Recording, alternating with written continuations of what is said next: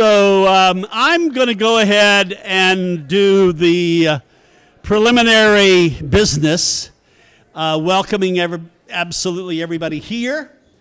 We love having this forum, and we love having visitors at it.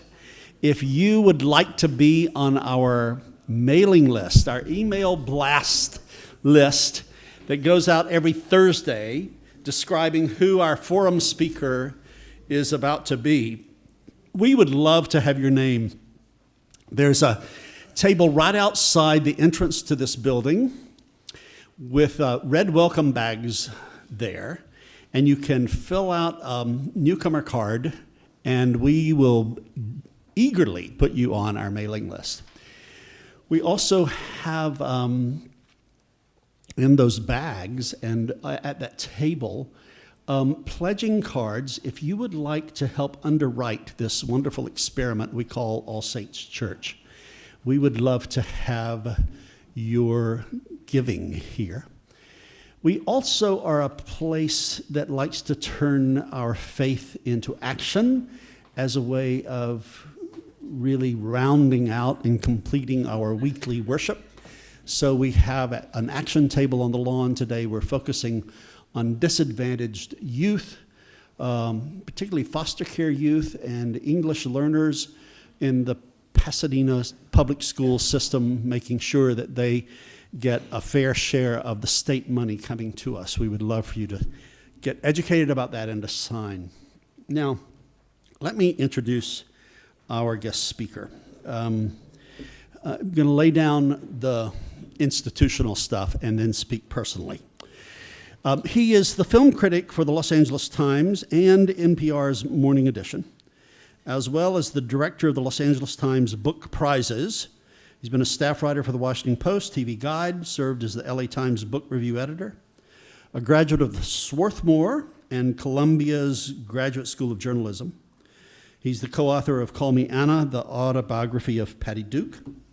He teaches film reviewing and nonfiction writing at the University of Southern California and is on the board of directors of the National Yiddish Book Center. His most recent books include Free for All, Joe Papp, The Public, and The Greatest Theater Story Ever Told, and Never Coming to a Theater Near You.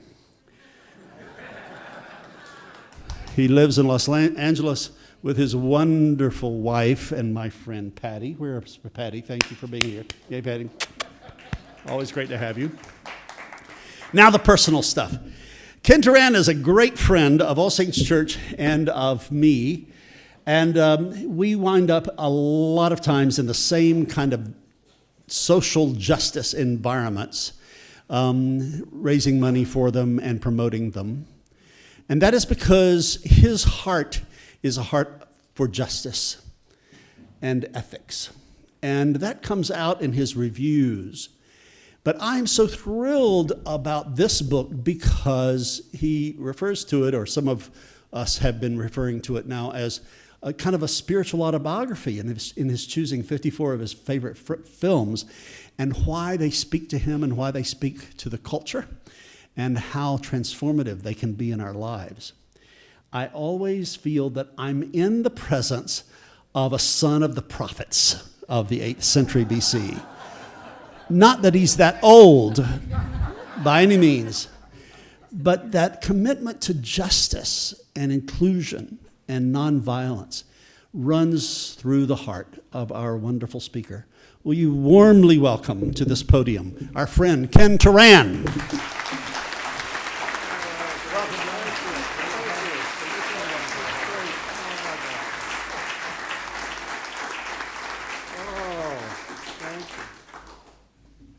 What an amazing introduction, my God. I feel like buying my own book, it was so powerful. Gotta get that book. Well, I don't have many, this may sound like an odd thing to say, I don't have many pleasures in life as intense as being at All Saints. This is something I love doing, and it's a wonderful bonus to be able to do it twice a year. There's no Oscar contenders in sight. This is just about the films I love. This is, I just, as Ed said, a lot of this book, it was interesting, writing this book was kind of, it was in some ways a process of self-discovery. I mean, when I realized what I liked and why I liked it, it was very interesting to me in ways that I hadn't anticipated. But the impetus for the book, that was kind of a bonus. The impetus for the book was really, there is a proselytizing element to what I do. I love film. I love what film can say. I love what film can do to us as individuals and as a culture. And I wrote this book about the films that have meant the most to me, the films that I really care the most about, that I can see again and again. These are, and I want to make it clear because sometimes it's confusing. I don't think these are the best films ever made. These are the ones that just mean the most to me, the ones that I care the most about. I want to, some of them are unfamiliar to most people. Even, I have a friend who's been a critic for 50 years, and he said there are 4 of these films he hadn't seen, which kind of astonished me. I want to introduce new films to people who haven't seen them, and for those, a lot of the films in the book are familiar, and those essays are kind of with the hope of illuminating these films more for people and also maybe providing more information on how they were made. I did a lot of research. The Academy Library in town here is one of the great research institutions, and I looked, found a lot of interesting facts about some of these films. So it had that twofold purpose. And I want to talk a little bit about the film and maybe read a tiny bit from it. But again, mostly I love answering questions here, and mostly what I want to do, even today, a non-Oscar day, is answer people's questions either about the book or just anything in general you want to know about, because I find the questions here very invigorating. But one of the things that, it's interesting to say this in All Saints, I've said this before, those of you who've heard me before, I grew up in an observant Jewish household.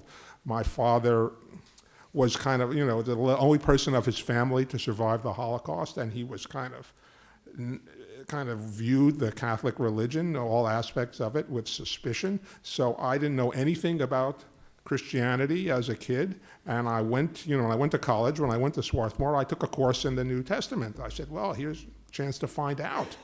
And one of the things that has stayed with me from then to now, and I hope that this is true because it's the way I remember it, that the word gospel means good news, and that the gospel, we're spreading the good news. And that really resonated with me even as a college kid. And I think, as I came to become a film critic, I really felt that one of the things I wanted to do was spread the good news about the films that had meant the most to me. And, as a critic, you end up being negative, more than you want to in some ways, because the job demands that. But that's not why I became a critic, and that's not what really motivates me.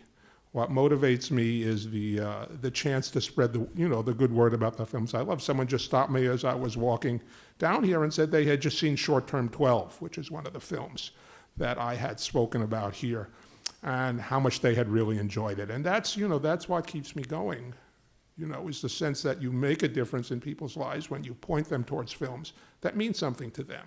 I mean, I devote my life to this, and this is kind of a way, in a sense, of giving back, of saying, I've waded through all this nonsense that you don't even want to think about, and some of the stuff I come across has been quite good, so that's kind of the goal here.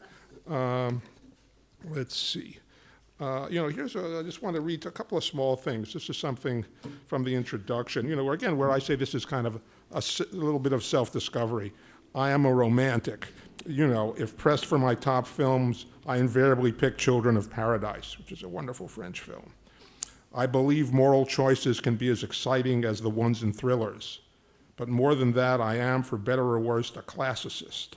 I trust in the traditional values of character development and story, and I still have faith in the notion of film as a popular art, emphasis on both words, a conviction that the greatest films can be made accessible to the widest of audiences.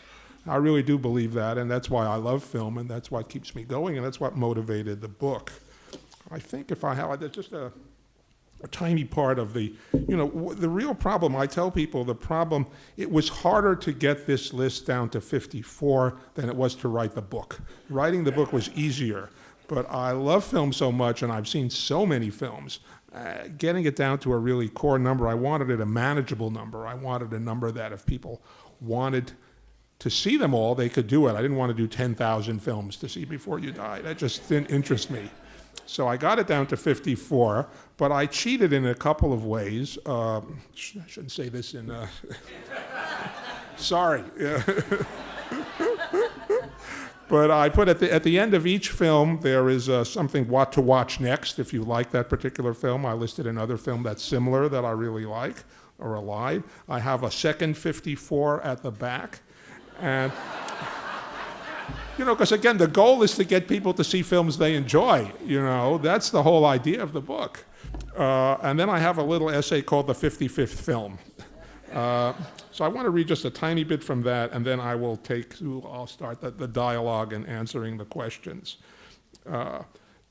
Okay, I started with deciding that 54 was the number of films to be included in this collection was relatively simple.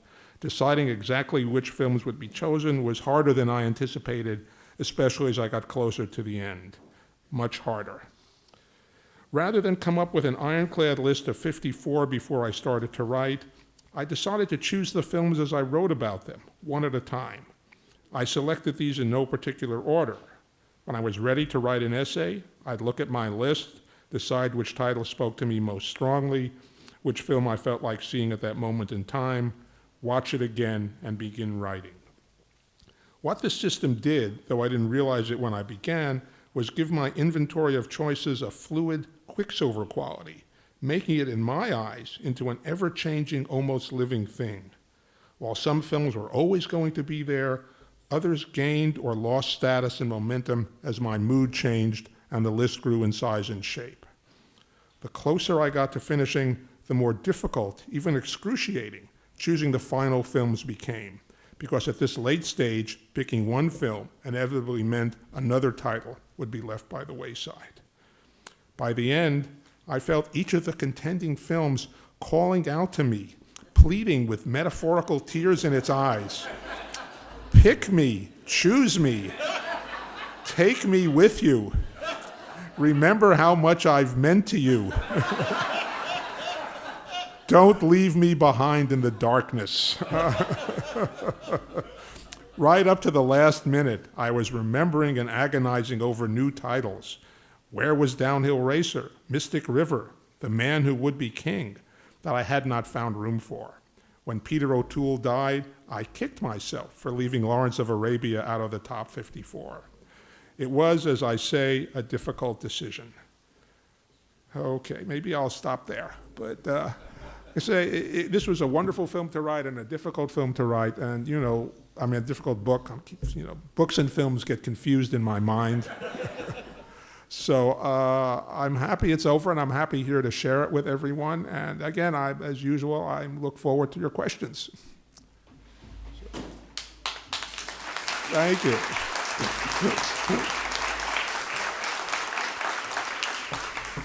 So this is our most favorite thing to do.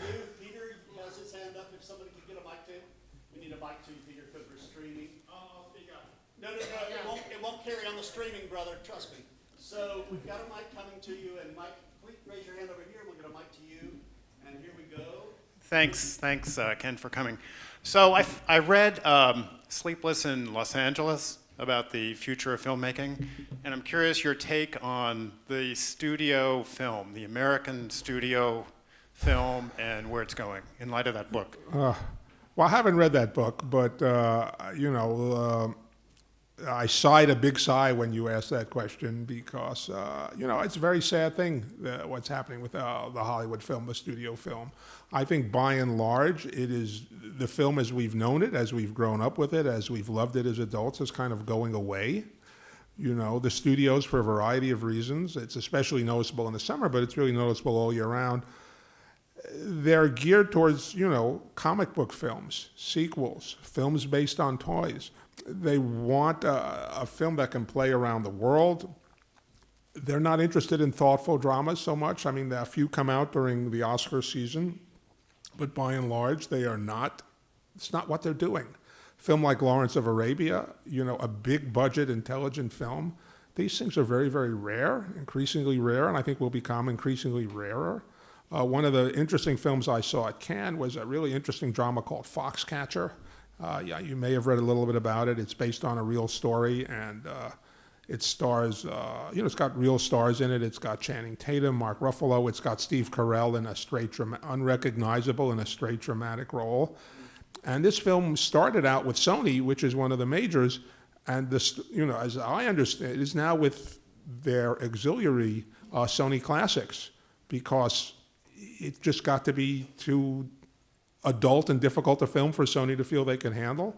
So, while I'm happy that the film exists, and again, the film would not have existed except for a woman named Megan Ellison, who heads a company, I think it's called Annapurna, that finances, she's an heiress, and she believes in film, and she finances films that other people won't finance. She financed her. There's a lot of films that she's financed, and she financed this film. So really, I think the studio film is in trouble. The film we've loved and grown up with, it's in trouble. Hate to start with such a kind of downer thought, but I think it's true. Well, maybe that sort of answers this question, because I look in the index, and the number of films in each decade gets shorter and shorter as we go along. And maybe that's what you just said is the reason. Yeah. Well, it's interesting. One of the interesting things that when I envisioned this book, I figured I would listen to the films alphabetically. And that was what I wanted to do. And then my editor in New York said, no, you need some kind of structure. And I thought about it. And actually, I said, okay, maybe I'll list them by decades. Which is something I'd never thought of. And then I had no idea what I'd come up with. I literally said, okay, I'll break them down. I'd finished writing the whole book, and I had no idea how many were in each decade. And I listed them by decades, and I was really surprising to see what happened where. I found, for instance, that the 70s, which most people consider to be one of the great decades in film, I have 2 films from the 70s. I've got great films. I've got The Godfather and Chinatown, but that's all I've got. And the 50s, which is a decade that, when people say the 50s, nobody says, boy, what a great decade the 50s was. But I've got more films from the 50s than any other decade. For whatever reason, the films that appeal to me, I've got, All About Eve, The Asphalt Jungle, Sunset Boulevard, Singin' in the Rain, Seven Samurai, Kiss Me Deadly, Sweet Smell of Success, Vertigo, and there's even more. So it was a real surprise to me. But I think that's the period that resonated most with me, that made the kind of films that really matter to me. Over here? Anywhere, any of these. Do we have somebody over here ready? So, my frustration with films is it seems like there's no new subject matter, except with the play Wicked and the current new movie from Disney, Maleficent. We seem almost like taking and looking and embracing what used to be the dark side. I actually find that very refreshing. And I'm wondering if you see the same thing, or whether this is a trend to revisit all of our old darkness and make it light. Well, that's an interesting question. Again, they're just looking, I think we do seem to be in a movie culture that likes darkness. I don't know if, I'm not convinced that that's a good thing, but it is a fact, I think what they're doing with Wicked and with Maleficent, there's a commercial imperative at work there, I think, more than anything else. They're looking for new ways to look at stories that people are familiar with, because they're hoping if they're familiar with the story, they'll pay money to come to the theater. I think that's what's going on. And, some of these things are a lot of fun. I think there's a lot of interesting stuff going on in film. I think, again, one of the things I noticed when I put this list together was that the last decade, the new century, from the year 2000 on, all my choices were from overseas. There's not an American film there. So I think there's a lot, and that's just not that I don't love, partly is that because some of the American films I love were in my earlier books and I didn't want to duplicate. But it also speaks to the fact that so much is happening with film in other countries. So much sophisticated work is there. I just want to drive people to see it because these are wonderful films. Okay. I was curious about the first film that you remember affecting you on an emotional or spiritual level, whether it's on the list or not. That's a good question. Well, one of the films that is on the list that really had an effect on me was a film from 1932 called I Am a Fugitive from a Chain Gang. And I watched it. I wasn't alive in 1932 to see this film.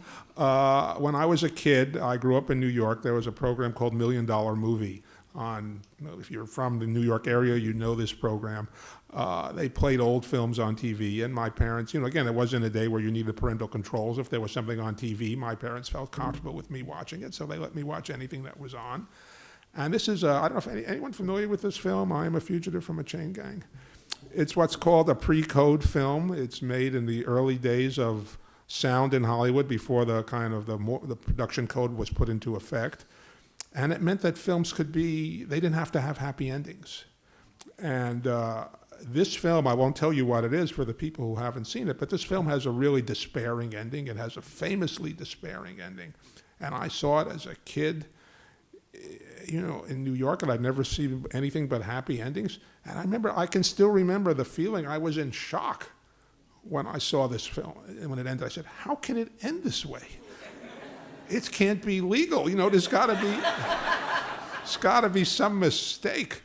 So, that film had a really powerful impact on me. I didn't know it was a pre-code film at the time. All this stuff is knowledge I got as an adult. But, it really kind of blew me away. I said, my God, this is a more complicated world than I imagined. Yeah. Which of your 54 books do you think your readers will be most surprised about, and which one were you most surprised about? Those are good questions. I have to look. Most readers most surprised about. Well, I think maybe just putting, there's films, I think maybe the most surprising ones are films that nobody has heard of, There's a film, I think one of the 4 films that my friend, the venerable critic, hadn't seen is an Australian documentary that almost no one has seen called First Contact. And it's about, what's it about? It takes place, it's hard to explain because it goes back to 1932 to New Guinea. There was a gold rush in New Guinea, and some miners, Australian miners, decided to go into the interior of New Guinea. No one had ever been in the interior of New Guinea before. And it turns out there was a large amount of tribesmen in the interior of New Guinea who nobody knew were there, and they had never seen or heard of white people. And miners happened to they were there for gold, but they were hobby. One guy was a filmmaker, an amateur filmmaker. He brought a camera with him. And he has recorded scenes of the clash of cultures that it's like seeing what happened when Cortez landed. You see things that you never thought you'd ever see on film, and that film is kind of fascinating. I think the film that surprised me, there was one film I thought I wasn't going to include, which was Casablanca, even though I love Casablanca. Sometimes I felt, as I said, this list was a living thing, and I would wake up in the morning and think about it and say, do I want to do this? Do I want to do that? And I thought, well, everyone loves Casablanca. There's no need to put Casablanca on there. And then, I was watching something. There's a documentary series that a British critic had done about his favorite films. And some people said it was really good, and I started watching it. And he starts out by kind of bad-mouthing Casablanca. He said, people think this is a good film, but really, it's not really. And so that kind of piqued my interest. I said, well, I'll give Casablanca another shot, and I put it in the machine because I watched all these films again before I wrote about them. And I put them in, and I fell in love with it all over again. And I said, damn it, I have to, Casablanca's going in there, So that surprised me.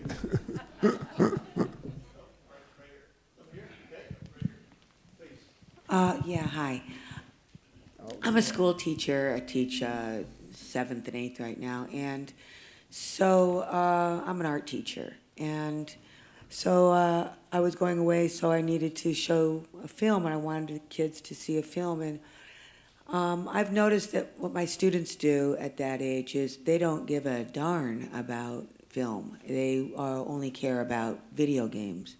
So I showed them Treasure of the Sierra Madre. Wow. And I showed them Beautiful Life. Life is Beautiful. Life is Beautiful, the Italian. And both of them absolutely resonated with them. They loved the films. And I think what I'm trying to say is I think that teachers don't do that enough. I don't think they actually bring in these films. I know that teachers in my school, whenever there's a time to be able to show a film or something, they'll show some popular cartoon thing or something, and certainly nothing that needs to be actually read like a foreign movie. But if there's any teachers out there, I'm talking to you. You should definitely do that, because I think we're getting away from film with young people because video games are sort of taking over.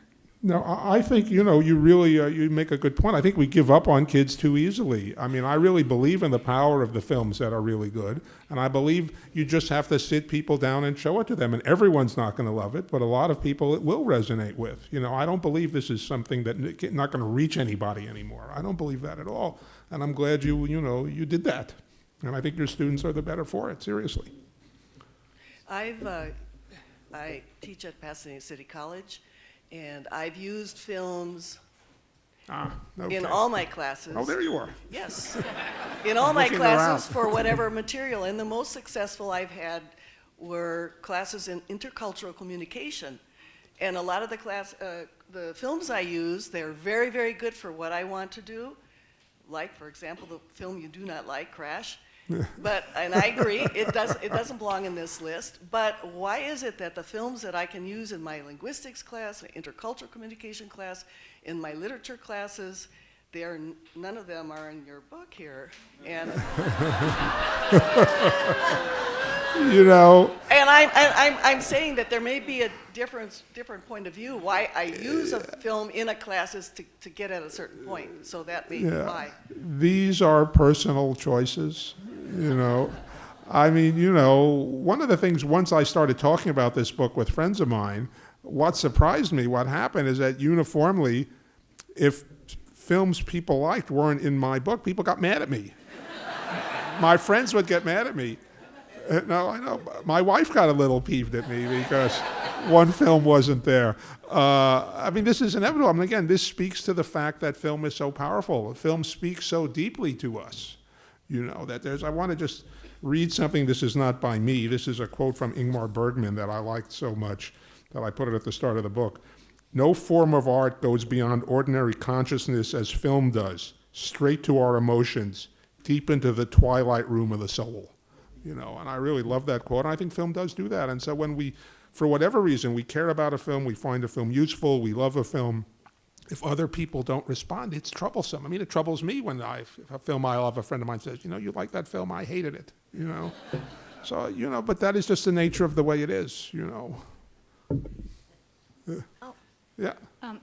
Mr. Turan, I know this is a huge list. Can you hear me? Yeah. Yes, oh, there you are. Okay. And I know that it spans decades, but did a director repeat in your list? Yes, there are 3 directors who repeated. And, I didn't really want directors to repeat because in some ways I wanted this to be wide-ranging, but there are 3 directors whose films I liked so much. Again, I picked these films one at a time. But there are 3 directors whose films each has 2 films. I tend to forget things, so I'm going to read them. Ernst Lubitsch is there twice with The Shop Around the Corner and To Be or Not to Be. Orson Welles is twice with Touch of Evil and Chimes at Midnight. I didn't have Citizen Kane in my top 54. I love Citizen Kane. I put it in the second 54. But these are the films I love more, that I love most. And there's a director that you don't hear much about anymore named Leo McCarey. But there are 2 of his films that I really love. Make Way for Tomorrow, which is kind of an amazing film about parents and children and aging. It's just kind of a flabbergasting film. It's actually inspired Ozu's Tokyo Story, if people know that film.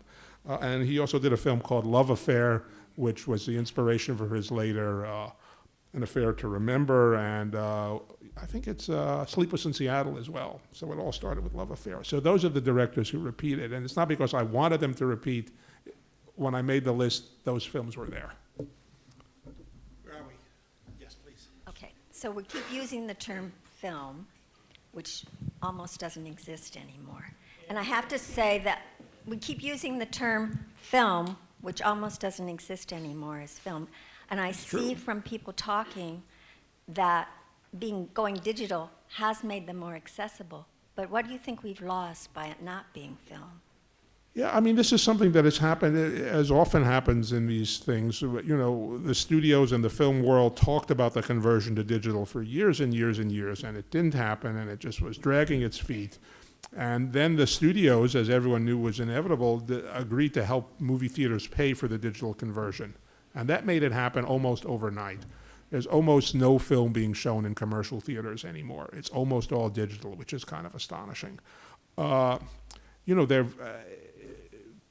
cinematographers feel, and I tend to agree to it, that there's kind of a tactile quality to film that is lost with digital. I mean, digital has many advantages. It's sharp, it's clear, it doesn't degrade over time the way prints do. You know, the millionth time you see a film at a theater, it's not going to look terrible because it's run through the projector so often. But, you know, there is this kind of almost intangible loss of texture in the visual aspect.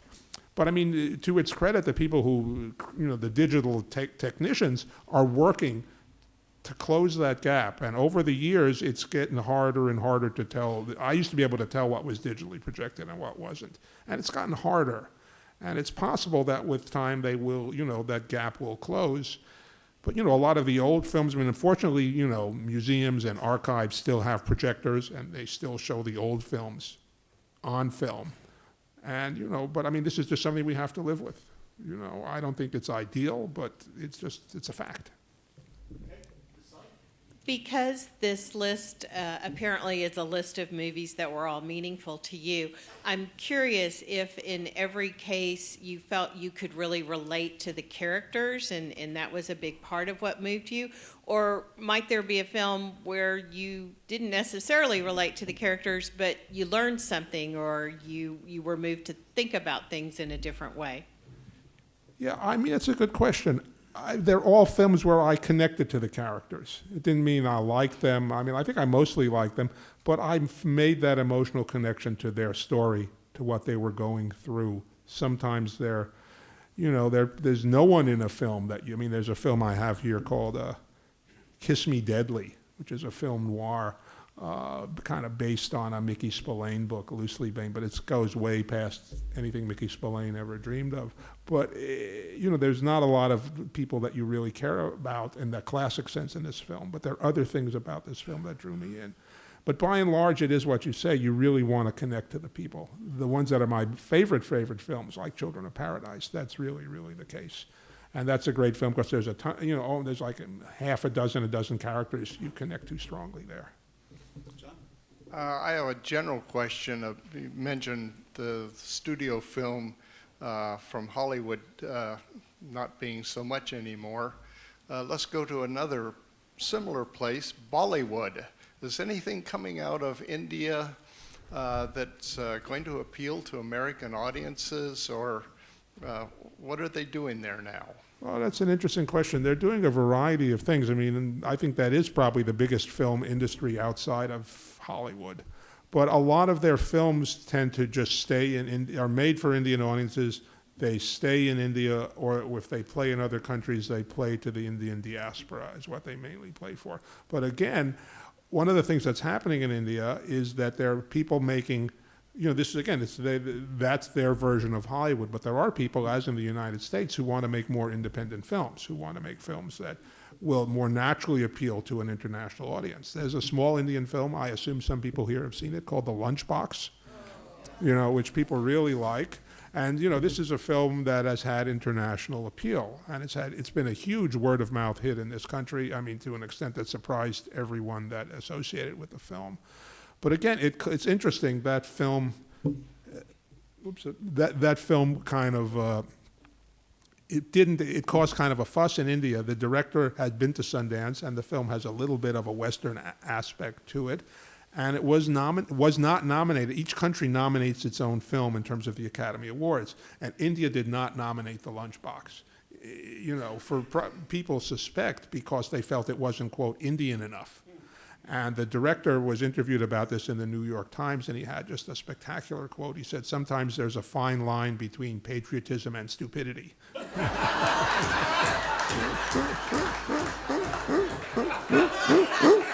So, but if you haven't seen The Lunchbox, you know, the people here who've seen it can tell you it's a film you'll be happy you've seen. On the back row. Thank you. I'd like to know, do your opinion about the movie change over the years? And when that happens, what do you do about it? And can you give us an example of one? Yeah, I mean, I think, again, because what I do is so personal, and I think that's something that critics don't say enough, it's a very personal reaction to a film. As you change as a person, as you grow older, you see things differently, and things don't look the same to you as they once did. I mean, the classic one that is opinion I changed, I can't remember why I didn't like it initially, but when I first saw Godfather 2, I was disappointed. And I can't even, as I'm saying that, I can't even believe that I felt that way, but I just know it's the truth, And gradually, I mean, I saw it a few times, and I started to think, well, this is a pretty amazing film, too. I don't know, I mean, who knows what was on my mind when I didn't like it? But, it's like anything else in your life. You say, how did I think that when I was younger, So, I mean, I'm definitely open to things changing. It's almost a pleasure when things change. One of my favorite films is Japanese Story. I wonder if you have a recollection of it or what you thought of it. Do you mean Tokyo Story? No, Japanese Story. It takes place in Australia. I don't think I know that film. Oh, it's a great film. Okay, well, good. I will look for it. Ken, let me ask you a question. Yeah.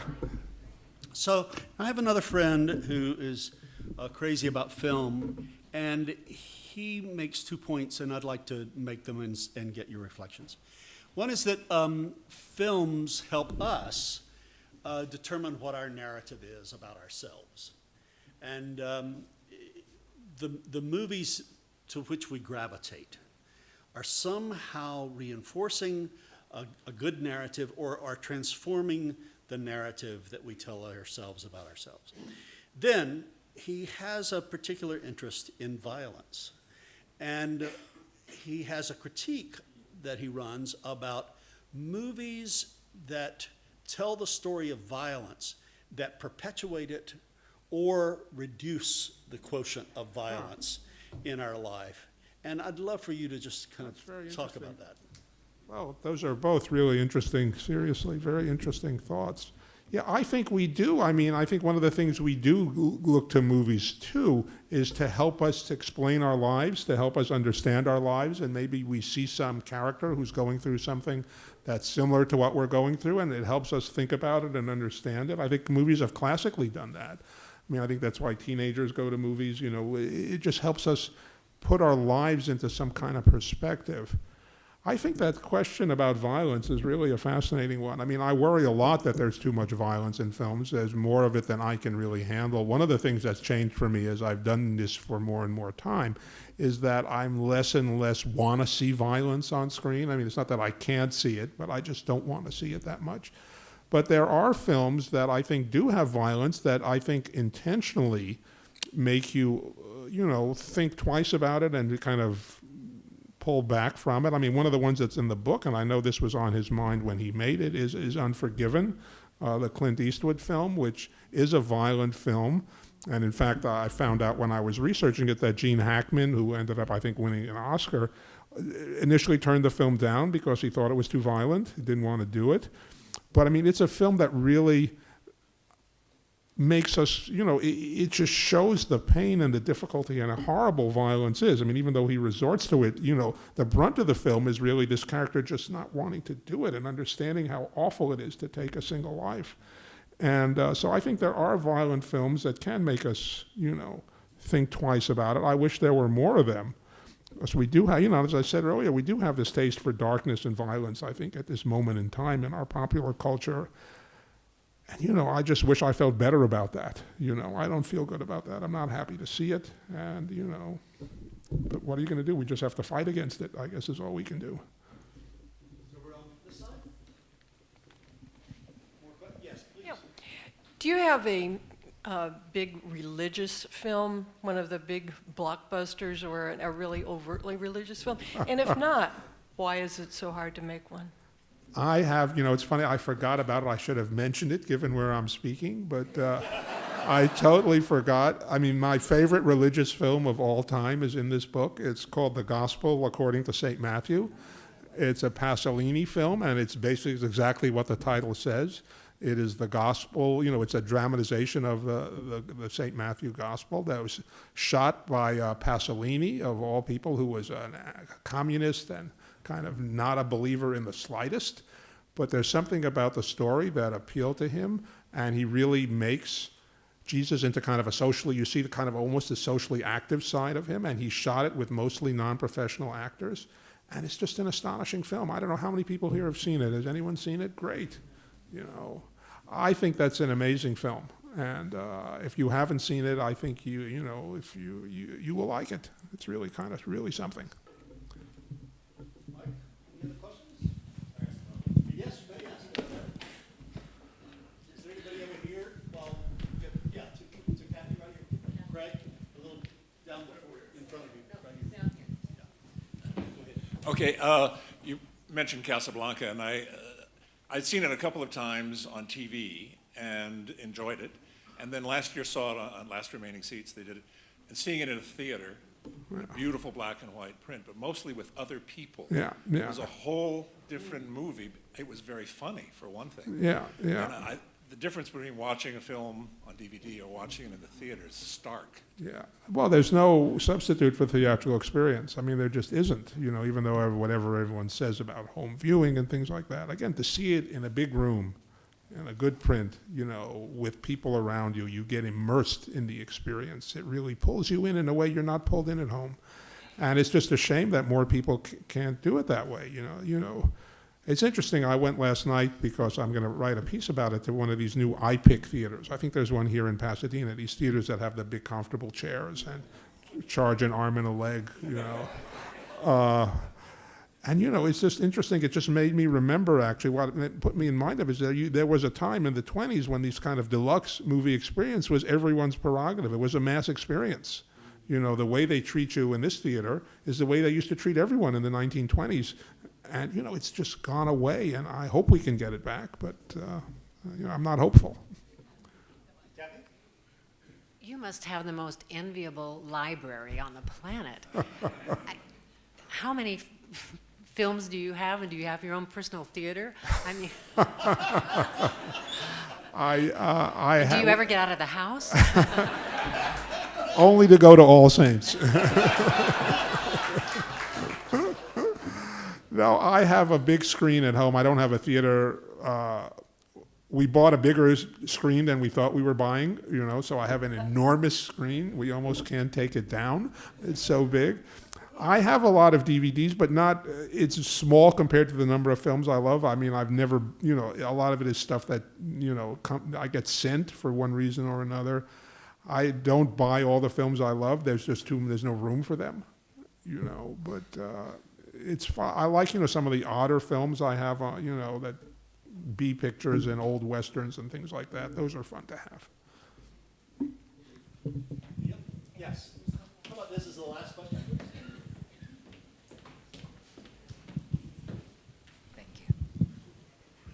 To follow up on Pastor Bacon's question about violence, Godfather is a very violent film and very unethical film. What do you think about it? You praise it so highly. And the second question, pardon me, do you have any Akira Kurosawa's film, and can you elaborate on that? Thank you. Yeah, I mean, you know, violence, you know, I've had many discussions about violence with people, and there's one of the things that was once pointed out to me is that there's violence in the Bible, you know. There's violence is just always going to be with us. It's a question of how it's treated. The Godfather, I feel, as many people do, that it's almost a Shakespearean film with also this violence in Shakespeare's plays, but really what this theme is about, you know, family and power and cultural dynamics and struggles, and for me, that's what makes the film so worthwhile. Its stories draw you in, its people draw you in. There is a Kurosawa film on the list, and it is a violent film. It's Seven Samurai, but there's a lot of things in that film, aside from violence, you know, there's things about society, things about culture, things about individuals, and those are the things that make the film valuable and make it worthwhile for me. Okay. So before we say thank you to Ken, just one more word about that. This other friend who I want to pull into a dialogue with Ken is talking about whether a movie shows violence for the sake of communicating that it's redemptive. So it's not so much that it would be short on violence, but whether the violence leads you, as Ken talked about. The other point I want to make is, Next Sunday, we have one of those opportunities here in the forum for us to do something that is at the heart of All Saints, and that is to be in solidarity with people who are very, very vulnerable. More than 1,000 unaccompanied minors have come into our country and are warehoused without parents, without translation, and they are all going to have to go before a hearing officer, and none of them has the right to representation. And we're going to have somebody here who knows about all that to educate us about the phenomenon that's just, media cannot get in to see these kids. They're just sleeping on wholesale cots. And so that we can know about this and also that we can be in solidarity. So I hope that you'll come. It won't be as glamorous as being around Ken Turan, but it'll be at the heart of what Ken Turan believes. So that we should stand in solidarity for justice and peace. So will you please again warmly thank Ken Turan for coming back to All Saints. You're the best. You're the best. Thank you. I can't wait.